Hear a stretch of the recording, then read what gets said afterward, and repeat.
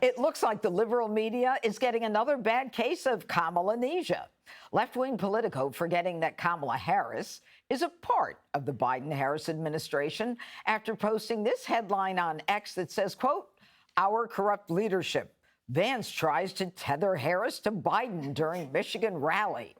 Politico's foolish headline getting slapped with a hilarious community note on X, which simply says, quote, "Harris is currently President Biden's vice president."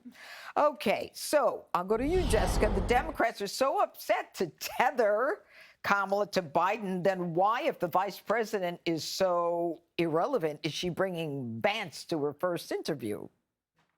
I'm sorry, bringing Waltz to her first interview. I was like, sorry I really hope she's not sitting down with JD Vance tomorrow night. Waltz. Yeah.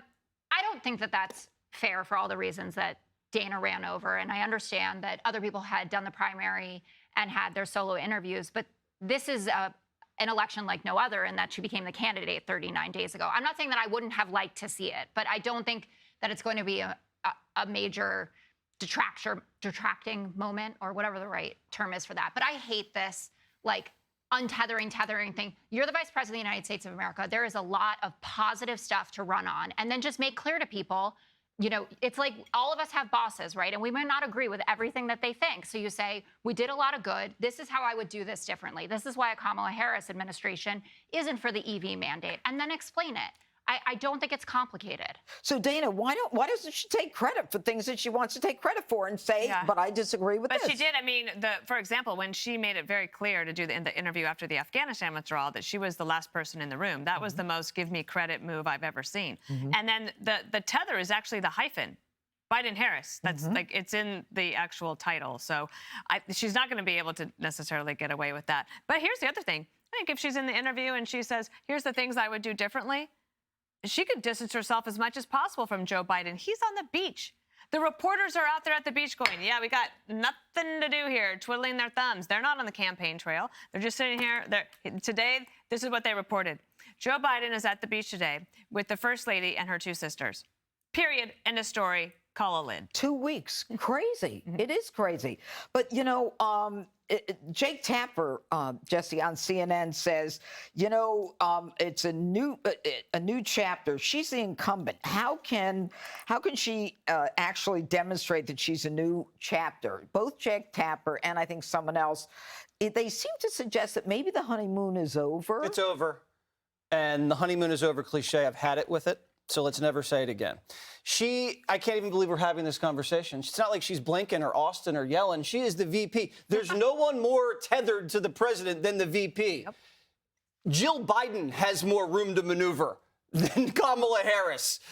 Kamala Harris, if Joe Biden deserves to be on Mount Rushmore, Jessica, why isn't she proud to be tethered? Why wouldn't she just tether up and just hug the guy? Because and you made a great point, she should say, I take credit for this, and this is what I would have done differently. Because she won't, because the media won't ask her. If I were Trump, I'd be on the debate stage and say, Kamala, are you a Joe Biden Democrat? Kamala Harris, do you believe in Bidenomics? Kamala Harris, what do you disagree with the president about? And just let her answer.